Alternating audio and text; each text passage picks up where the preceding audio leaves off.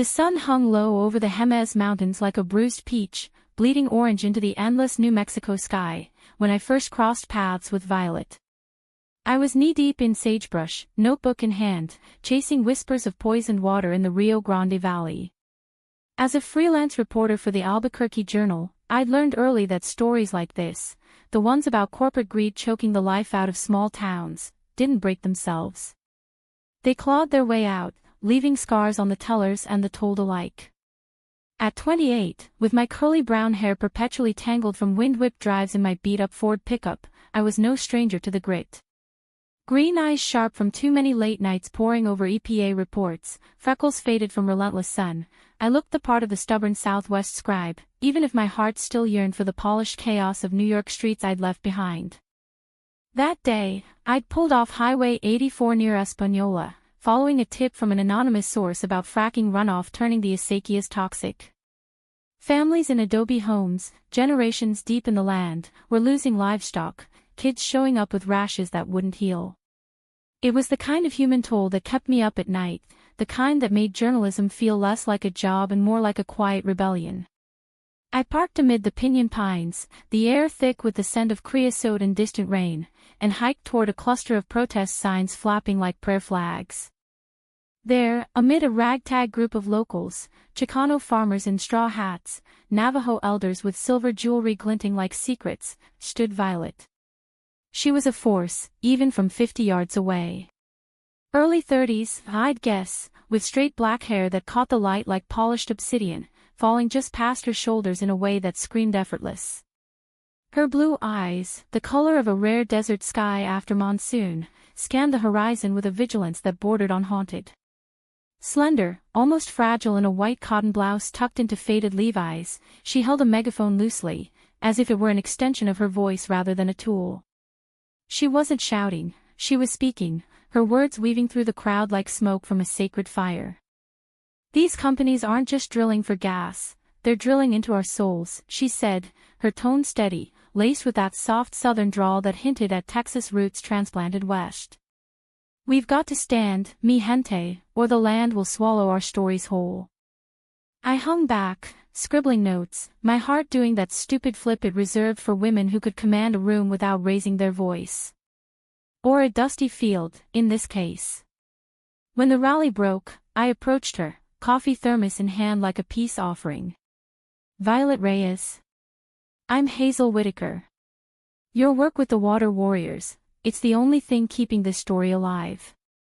Mind if I pick your brain? She turned, those eyes locking onto mine, and for a second, the world narrowed to the space between us.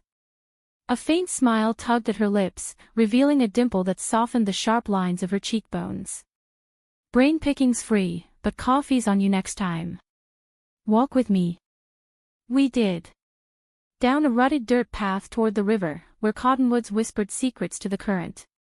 She talked about the aquifers depleting like old veins, about boardroom suits in Houston who saw New Mexico as a chessboard square. I asked about her, born in El Paso, activist since her teens fighting border pipelines, now heading a nonprofit out of Taos. Divorced young from a man who couldn't handle her fire, she said with a wry laugh that didn't reach her eyes. Love's a desert mirage sometimes, Hazel. You chase it, and poof, gone. I felt seen in her gaze, like she was reading the fine print of my own scars, the ex-girlfriend back east who'd traded our shared apartment for a promotion, the family in Ohio who still whispered about my phase. By the time we reached the water's edge, murky with silt, the sun had dipped, painting her face in gold. Stay for dinner? She asked, casual as the breeze. I've got green chili stew that could melt your cynicism. I stayed.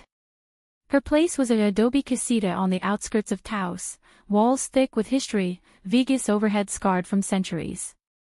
We ate on the portal, stars pricking the velvet sky, talking until the chill drove us inside. She poured Pinot Noir, contraband in this teetotaler town, and we laughed about bad tattoos from college.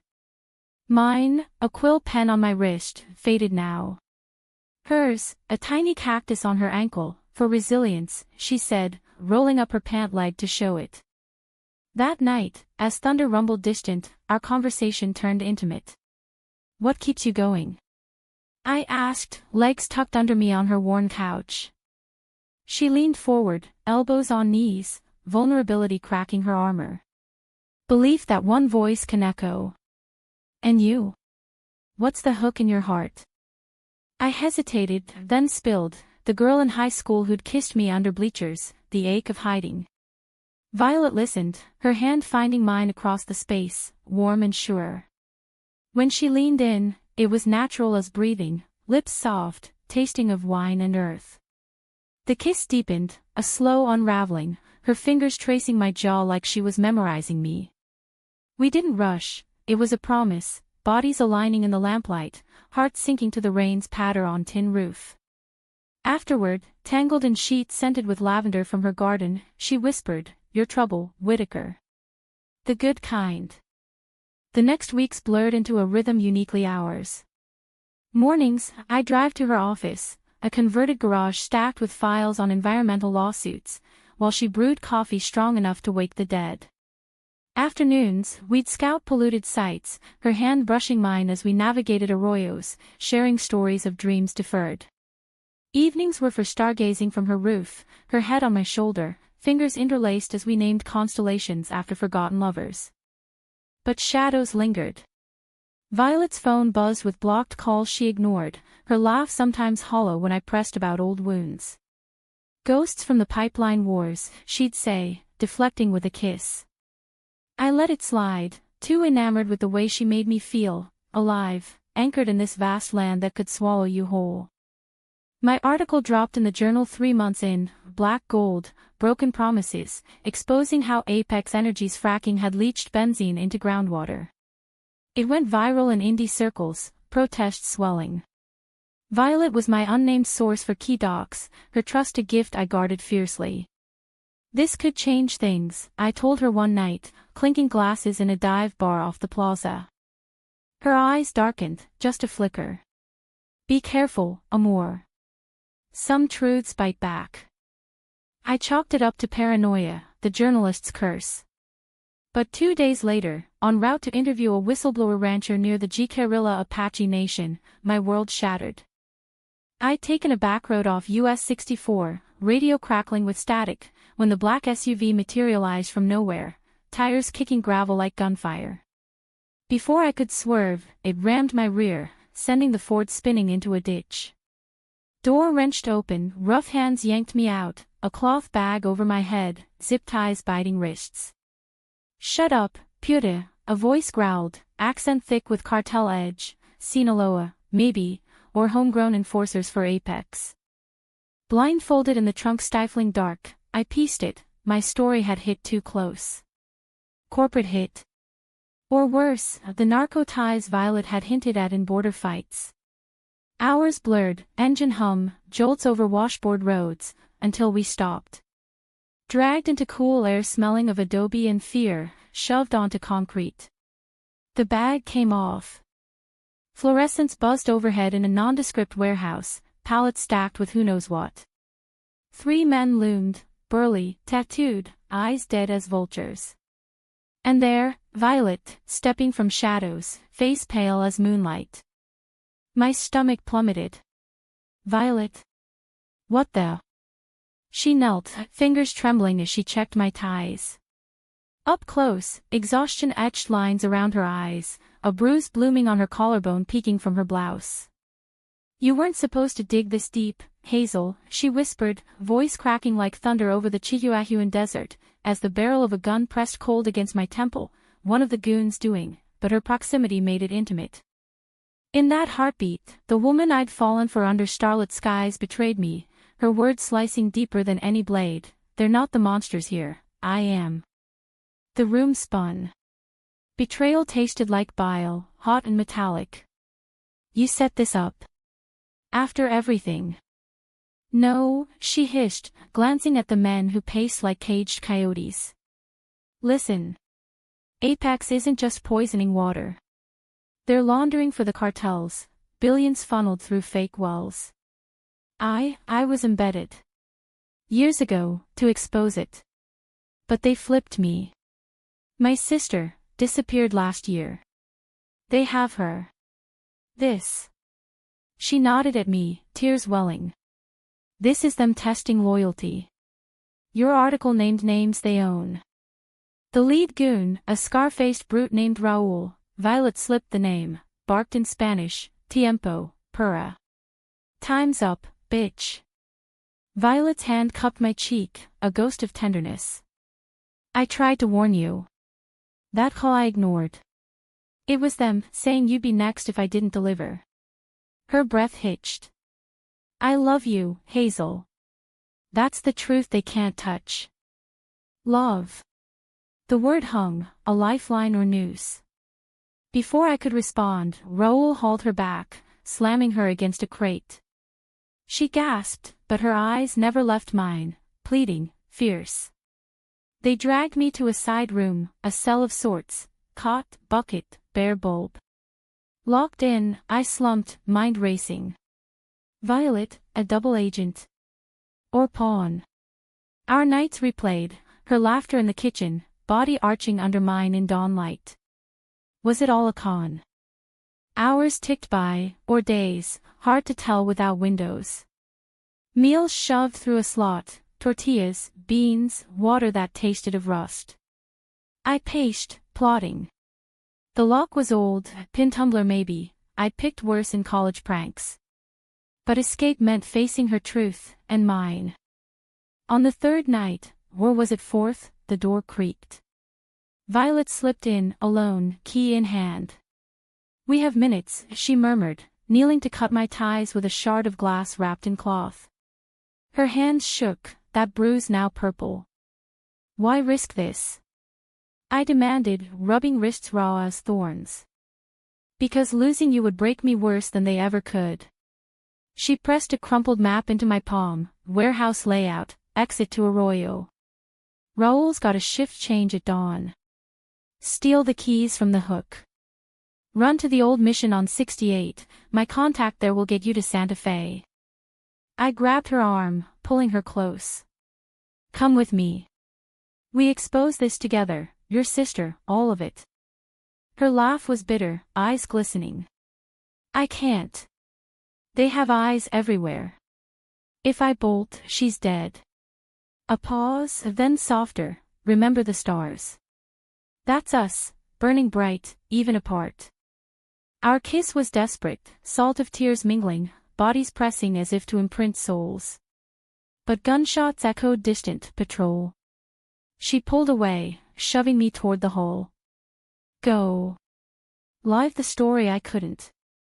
I fled into the pre-dawn chill, heart fracturing with each step through scrub and shadow. The arroyo swallowed me whole, its banks a labyrinth of eroded clay and thorny mesquite that clawed at my jeans like accusatory fingers. Dawn cracked the horizon, a thin line of pink bleeding into indigo, as I stumbled toward Highway 68. Every rustle, jackrabbit, wind, sent adrenaline surging, visions of Raoul's scarred face chasing me. Violet's map crinkled in my fist, her handwriting looping like a lover's note, trust the land. It remembers. The mission loomed, a squat adobe relic from Spanish colonial days, bells silent in the eaves. I banged on the heavy oak door, breath ragged, until it swung inward. Father Elias, Violet's contact, a wiry Jesuit in his 60s with a face like weathered sandstone, pulled me inside without a word. Reyes called ahead, he muttered, leading me to a back room where a burner phone waited. Feds are en route. Stay low. I collapsed onto a pew, the cool wood grounding me as sobs I'd held back erupted. Father Elias pressed a mug of chamomile into my hands, his eyes kind but probing. She saved you. That's no small sin in her world. Hours later, FBI agents swarmed, tailored suits clashing with the sanctuary serenity. Agent Maria Torres, a no-nonsense Latina from the Albuquerque field office with a ponytail tight as her questions, grilled me, timelines, descriptions, Violet's role. She's a ghost in our files, Torres admitted over lukewarm coffee in a safe house. Activist turned informant. Or deeper under. I recounted it all, the kidnapping, the whispers, the kiss that tasted of goodbye. Omitted, The way Violet's touch had mended fractures I didn't know I carried, how her laugh echoed in my dreams like a desert wind chime. "She's not the villain," I insisted, voice steady despite the tremor. "She's trapped." Torres nodded, jotting notes. "We'll pull her out. But these ops. They twist people. Apex has tentacles in DC, Juarez. If she's compromised." "She's not." The words burned, a vow to the woman who'd bartered her soul for mine. They relocated me to a nondescript motel on the edge of Santa Fe, turquoise door blending with adobe facades, under guard until the story broke wide. I typed furiously on a loaned laptop, fingers flying, betrayed by the land, inside New Mexico's fracking underworld. No bylines yet, safety first, but I wove Violet in anonymously, her courage the spine. A woman on the inside, risking everything for a drop of truth in an ocean of lies. The piece hit wires that afternoon, igniting a firestorm. Protests erupted in Taos, senators from both parties demanding hearings. Apex stock dipped, whispers of indictments swirled. I watched from my window, the Sangre de Cristo Mountains mocking my isolation with their blood-red peaks. Then, the call came, blocked number, Violet's voice, faint over static. "Hazel. You're safe." My heart seized. "Where are you?" "Come in, Torres can." "Can't. They're spooked." "Moved Maria, my sister, to a safe house south." "But Raul. He knows I helped you." A pause, breath hitching. "I need you to promise something." "Anything. Write the full truth. Not just the poison, but the people poisoned. The families, the ones without voices." Her tone softened. "And Hazel. That night on the roof. Under Orion. It was real. You made me believe in more than survival." Tears blurred my vision. "Violet, I love you. Fight your way out. For us." A chuckle, watery. "Love's the only fight worth it. Adios, mi estrella." Click. The line went dead, leaving silence heavier than the desert night. Weeks ground on in a haze of depositions and dead ends. The feds raided the warehouse, abandoned, save for bloodstains they wouldn't ID. Apex execs lawyered up, cartels went quiet. Violet vanished, a specter in missing persons flyers I tacked to every bulletin board from Albuquerque to El Paso. I drove those roads obsessively, radio scanning for clues, stopping at diners where waitresses shook heads sadly. One evening, holed up in a Roswell coffee shop, ironic, aliens over human horrors, my phone buzzed. Anonymous text, "Meet at Ghost Ranch. Midnight. Come alone." Ghost Ranch, Georgia O'Keeffe's haunt, red rock spires clawing sky like divine fingers. I arrived early, moon full and merciless, painting cliffs silver. Parked the rental, hiked the trail with only a flashlight and the .38 Torres insisted on. Footsteps crunched, hers. Violet emerged from shadow, thinner, hair cropped short like a fugitive's disguise, blue eyes hollowed by sleepless nights. She wore a hoodie 2 sizes too big, hands shoved in pockets. "You came." I closed the distance, pulling her into an embrace that crushed air from lungs. She smelled of dust and sage, home. Of course. God, Violet. She stiffened, pulling back. "We can't. Not like this." Her voice broke. I turned state's evidence. "Full debrief in Tucson tomorrow." "But there's more." The chilling truth I whispered? It wasn't just about me. We sank onto a boulder, the ranch's silence wrapping us like a shawl. She spilled, years ago, infiltrating Apex as an environmental consultant, she'd uncovered the laundering, gas wells as fronts for fentanyl routes, millions vanishing into offshore accounts. Her ex-husband, a mid-level exec, had dragged her in, then threatened Maria when Violet tried to bail. He whispered the same lie, family first. I believed it until you. You made me see. I was the monster, enabling it for scraps of safety. Betrayal layered upon betrayal, not just corporate but personal.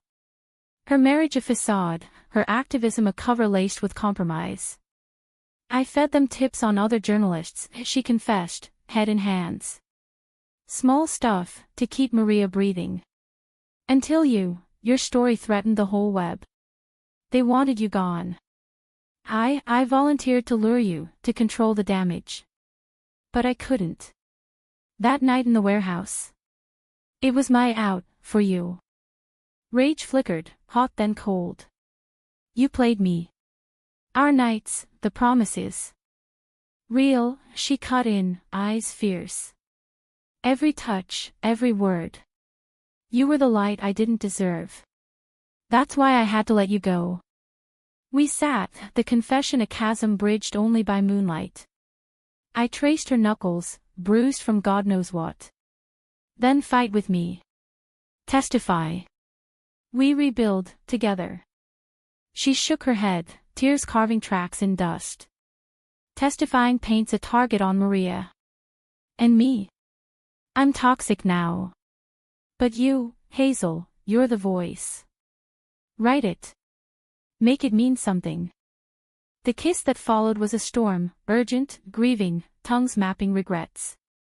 Her hands in my hair, mine on her waist, bodies remembering rhythms we'd lost.